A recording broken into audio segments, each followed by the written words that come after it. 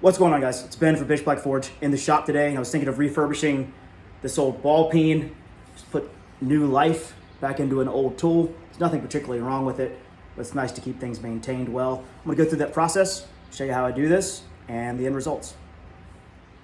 The first thing I'm gonna do is sandblast the head of the tool. So I've started taping off the handle using some blue painter's tape. I'll tape off the rest of it so that the media that's in my blasting cabinet, which is 120 grit garnet, doesn't get into the grain of the wood. So I'm gonna tape that the rest of the way off, show you the next part of the process. The hammer's now loaded up into my blasting cabinet. I'll turn on the light and I'll mute the video in a second because the compressor is gonna kick on. It's gonna be quite loud. 1 second.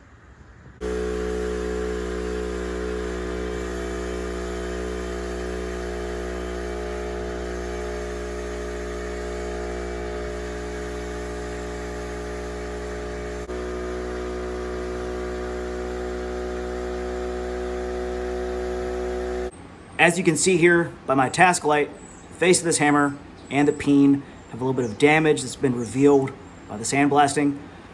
So I'm going to take this to a fairly sharp 120 grit belt on my 2x72 sander, clean that up, and then I'm going to go over it with some higher grits and a Scotch-Brite belt to give it a nice, clean satin finish.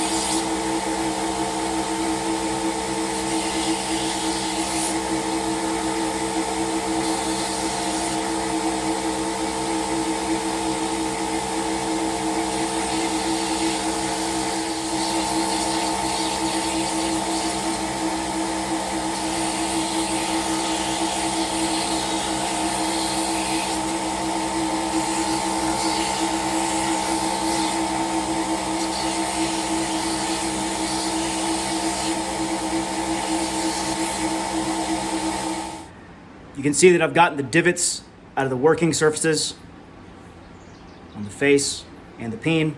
So I'm going to take this backing off. I'm going to take off the platen, run a 220 grit belt, a flexible J-Flex 220 grit belt as a slack belt to get some of the facets out, give it a cleaner finish, and the next step after that will be Scotch-Brite.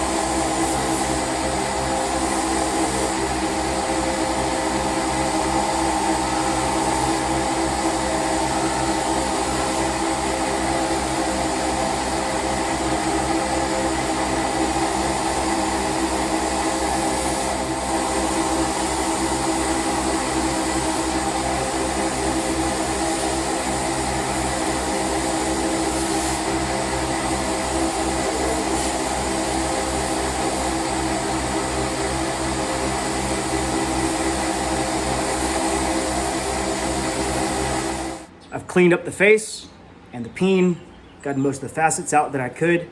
And this nice crisp angle here looks pretty, but it's not actually good for what I'm gonna be doing. I don't wanna leave any lines in work that I'm doing hot. So I'm gonna round that off a little bit and then go over it with Scotch.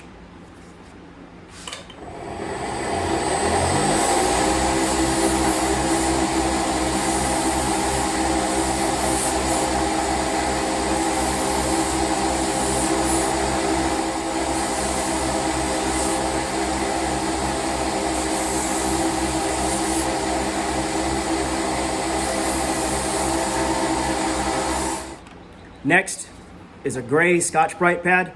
A little bit unnecessary because I'm gonna do this step again after it's blackened, but I like to get the finish as good as I can before I move on to the next step.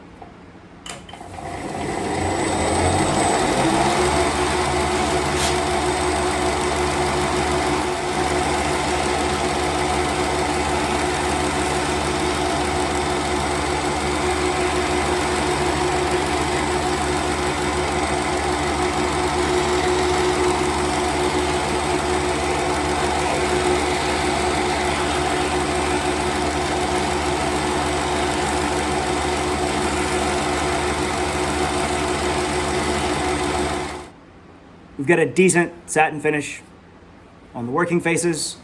There's some flaws in the peen, but it's at a point where I'm never gonna hit. I'm gonna unwrap the handle now and work on it, and then get back to this once the handle is cleaned up and waxed. Wax on the handle will act as a resist for the next process for the hammerhead, which is blackening using a gun blowing solution. The next step is to take a fine grit sanding sponge, which you can find in any hardware store, and clean up the handle. I'll start lengthwise and then go round and around.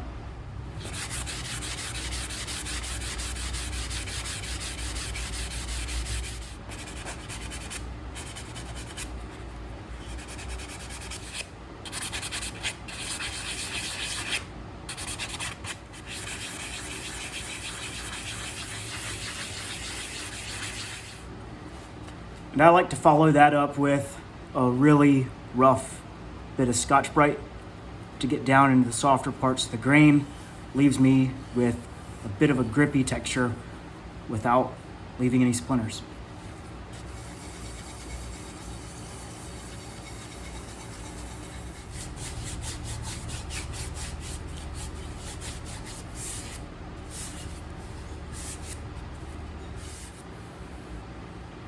So there we go. Softer parts of the grain are kind of ripped out, taking care of any notches, rounded them off. I'm gonna wipe this down and then wax it. Some people might use a paste wax or Danish oil. I like bowling alley wax. Usually kind of a glopping hunk of it. And you let it soak in for a while and come back, wipe off the excess, and then repeat.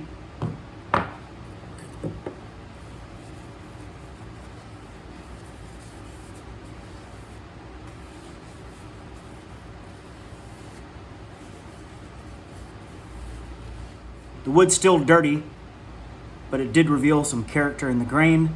I'm gonna let this sit overnight, actually. I'll come back tomorrow, wipe off the excess, see if I need to add a second layer. All right, it's the next day, and the wax is dried and cured on the handle. As you can see, it's still a little bit dry, but I'm gonna give it a second treatment when I'm done with the next few steps. Got some acetone on a blue shop rag to clean up any of the wax that got onto the hammerhead, and then I'm gonna treat that with some Birchwood Casey Super Blue, which is a cold gun blowing solution.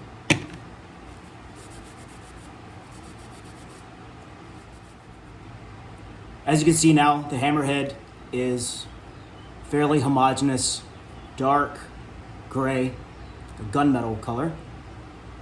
So I applied once with a gray Scotch-Brite, neutralized that with a little bit of soapy water, rinsed that off with plain water, and then reapplied more of the gun bluing with just a rag.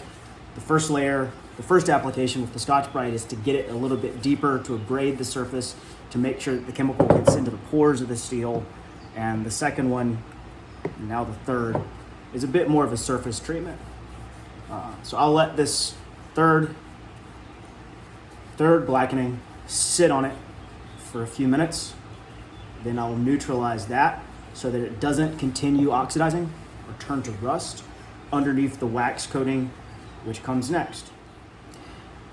I just use an air nozzle on my compressor to drive as much of the moisture from the rinsing process out of the steel.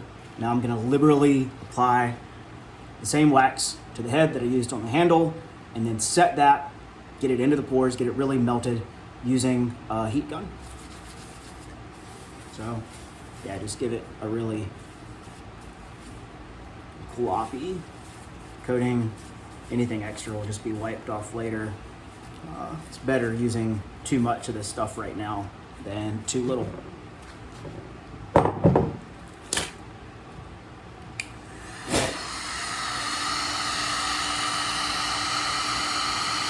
You could use a torch to just feather the surface of a MAP gas or a propane torch. You're not going to detemper the hammer because you're not going to get the surface above 400 degrees Fahrenheit, and that's when steel starts changing its structure. So you can see that this is drying up pretty quickly. I'll add a second layer, do this again, and then buff off the excess at that point. All I'm doing is drying out some of the more volatile oils from the wax solution and getting it to penetrate down into the porous surface of this pretty old forged steel. So yeah, second layer of the stuff. And you can see it's pretty damn dark. It's not black like paint. This is a chemical reaction that gives you a very thin layer of black iron oxide, to my understanding. It's hematite. It's Fe3O4 as opposed to Fe2O3, the red iron oxide that most of us know as rust.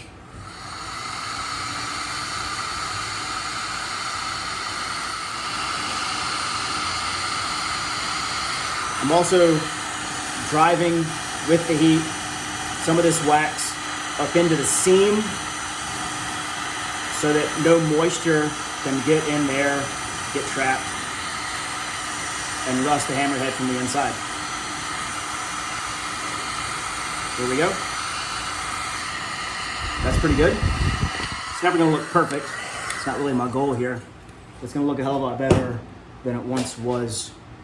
And even this kind of attention to aesthetic details in the shop shows a level of care for the craft and for the things that you've bothered spending money on that I think should be a requirement for anyone that actually cares about their work. Now I'm going to clean up these faces using Scotch-Brite belt on the belt sander again.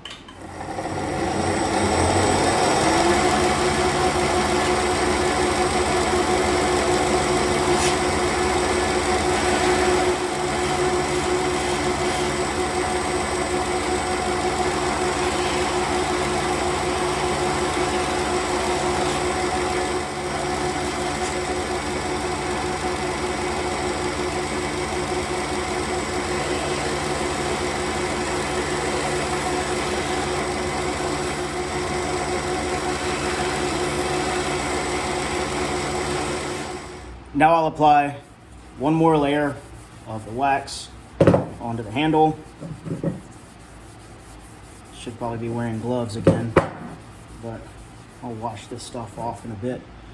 And then I'm gonna set that with a heat gun on high. You can maybe see the wax soaking in as I go along. This will liquefy the bits that are solidified down in the lower parts of the grain structure. Get it to soak in deeply. And once that's cured, we're pretty much done. You can see it darkening from the heat and the wax. So this will look nice. 1 second. And once that's all done, Just one more clean up with the paper towel, blue shop rag in this case. And this will leave really water repellent, slightly grippy texture, the finish on the handle. Everything's waxed on the head, including a light coat that's from me smearing it around onto the faces now. And she should last forever with minimal maintenance from this point forward. So there we go. It's a hammer, just a little bit nicer than before. Hope you're all doing well. Take care of yourselves and each other. Peace.